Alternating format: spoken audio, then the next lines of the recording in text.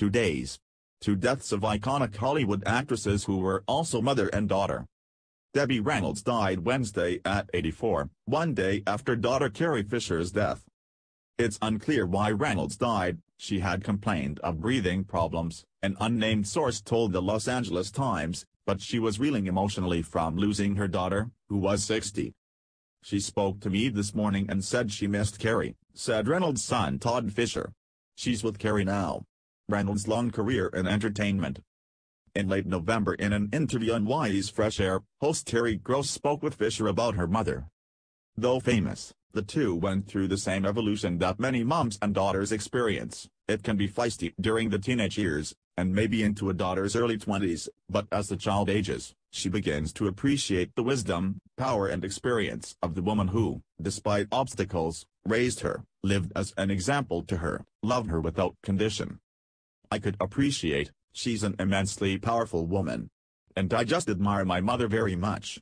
She also annoys me sometimes when she's, mad at the nurses," Fisher said, referring to a time years ago when Reynolds was ill.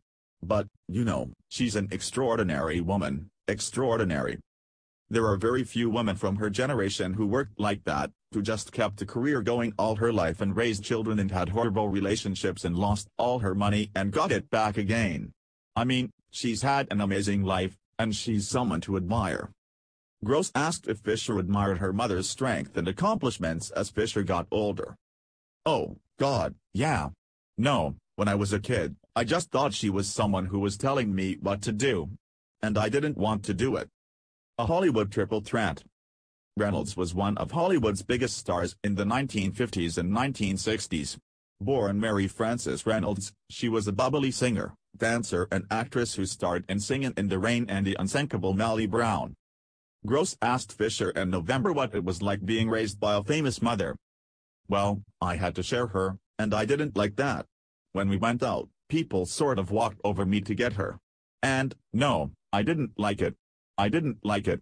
And people thought that. I overheard someone saying, 'Well, she thinks she's so great because she's Debbie Reynolds' daughter,'" Fisher answered.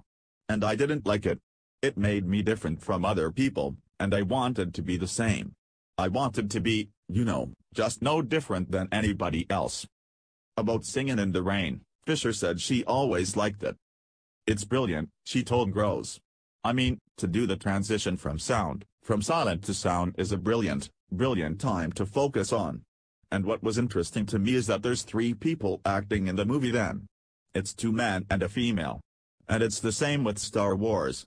And both movies were sort of, iconic at they did the AFI 10 top films, and one was Singin' in the Rain and one was Star Wars." Fisher, whose grit and wit made Star Wars Princess Leia an iconic and beloved figure to millions of moviegoers, suffered a cardiac event on a flight from London to Los Angeles and died days later.